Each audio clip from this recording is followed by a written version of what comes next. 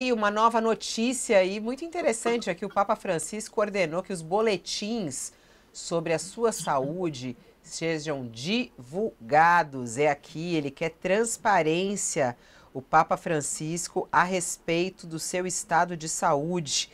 Durante séculos, um dos maiores tabus do Vaticano foi discutir abertamente a saúde do Papa e como líder, né, de 1,4 bilhão de católicos por todo o mundo, o Papa é uma figura espiritual muito reverenciada, sabemos disso, e falar sobre essa saúde sempre é algo polêmico.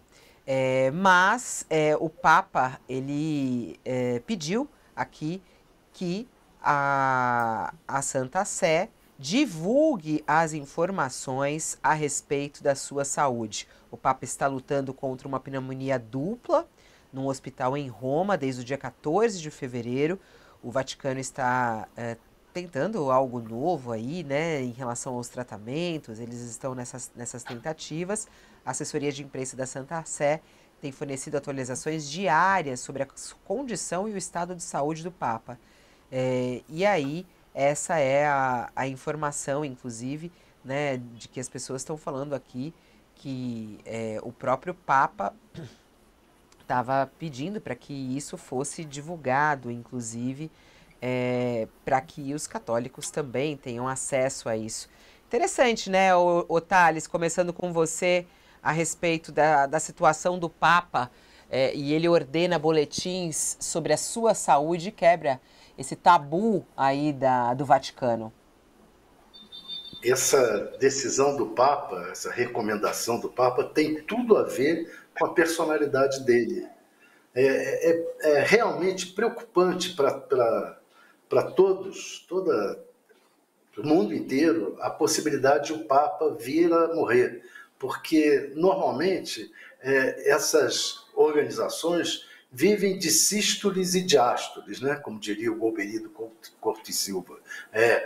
Você tem um momento de abertura, um momento de fechamento, um momento de uma postura mais democrática, um momento de postura menos democrática. O Papa é um momento desses de abertura da Igreja Católica para a sociedade, para o mundo, de recuo no extremo conservadorismo do que foi o Bento XVI, o seu antecessor. Então, morrer o Papa nesse momento nos traz o temor de que haja também um recuo na Igreja Católica.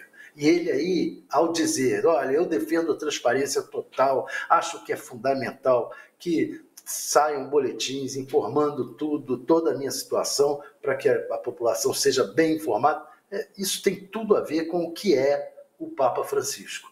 É realmente uma figura que vai marcar a história da Igreja Católica. Aliás, aqui você falou aí sobre a decisão do Papa, né, que é o estilo dele. Inclusive, um dos correspondentes do Vaticano, já em 3 papados, aqui está na nossa reportagem do UOL, o John Tavis, ele diz que a nova transparência se encaixa exatamente nesse estilo aberto do Papa Francisco de se comunicar, mas é um desvio da tradicional reserva do Vaticano sobre o tema da saúde papal. Né? Sempre foi algo ali muito reservado e tudo mais. 2 médicos que tratam do Papa Francisco disseram numa entrevista coletiva recentemente que foi o próprio Papa que ordenou as atualizações diárias. Um médico, o Sérgio Alfieri, afirmou que as instruções eram para escrever atualizações e o que disse o Papa? Sem reter nada. Sem reter nada. Uma pessoa conhecida por falar frequentemente com o Papa Francisco, ela disse que o próprio Papa ajudou a redigir as atualizações em seus primeiros dias no hospital e pressionou os médicos a darem detalhes mais específicos sobre a condição e o tratamento. Muito interessante a gente ter o Ronilson nesse momento aqui, né, o Ronilson, porque quando a gente está falando sobre a religião, sobre o respeito que as pessoas têm ao Papa Francisco, ele ordenando isso, ele retribui esse respeito. Como é que você analisa essa atitude do Papa Francisco em ordenar boletins diários sem reter nada e ele próprio ajudando a escrever o seu boletim de saúde? Fabiola, eu acho que tem algumas coisas interessantes. Acho que uma o Thales já atravessou aí, que é da própria característica, né, do Papa Francisco de ser realmente mais transparente, que trouxe um novo ar para a Igreja Católica, quer dizer, um Papa certamente o mais progressista desde Paulo VI, cujo legado, né, do Concílio Vaticano II realmente revolucionou a Igreja Católica em muitos aspectos, na sua direção de causas sociais, etc. E o Papa Francisco está um pouco nesse legado.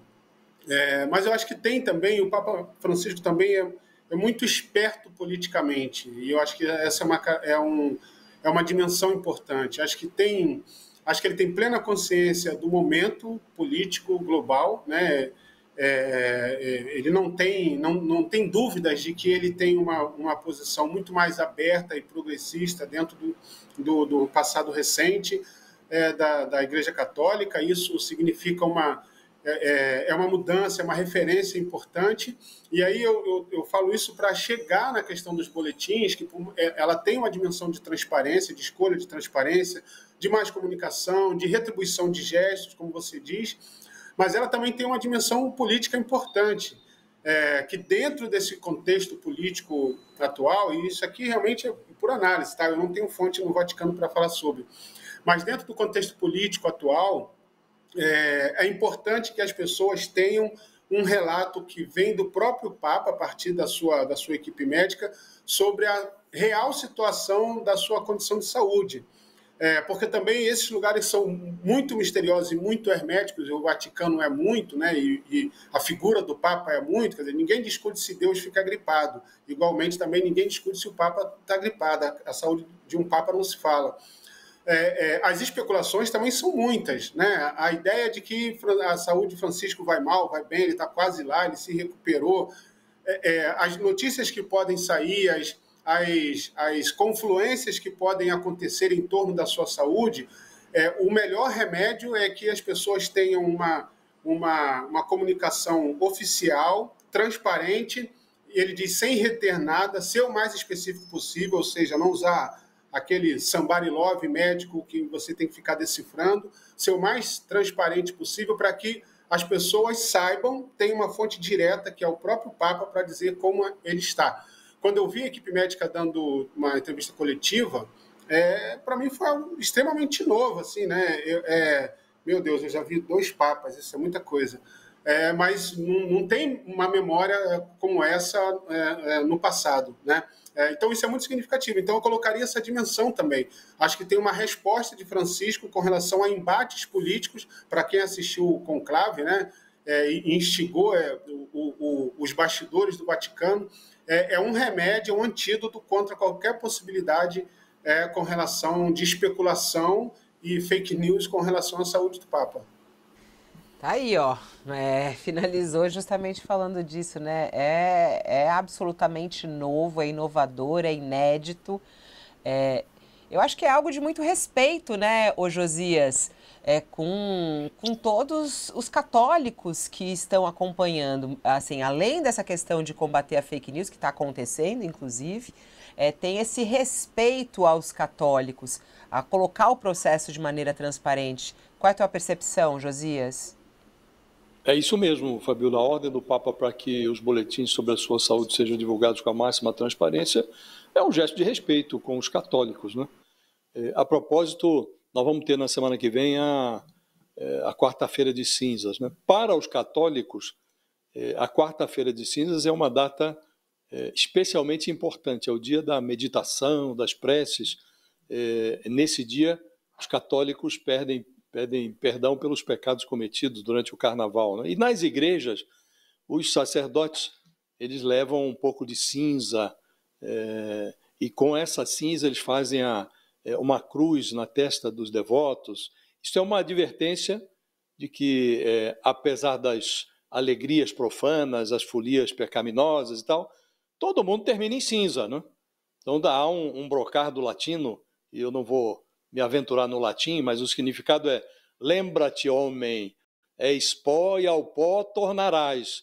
E o Papa, evidentemente, não está submetido aos excessos associados ao carnaval, mas ele tem noção de que, a despeito das suas conexões divinas, ele não deixou de ser humano, né? Como todos nós, o Papa é pó e ao pó tornará. Então, o Francisco, uma das grandes virtudes dele é essa virtude de se aproximar do humano, de se aproximar do seu fiel, né, dos fiéis da igreja. Ele se iguala no que o ser humano tem de mais singular, né? Então ele entende o drama alheio e ele sabe que também está sujeito à finitude humana, né?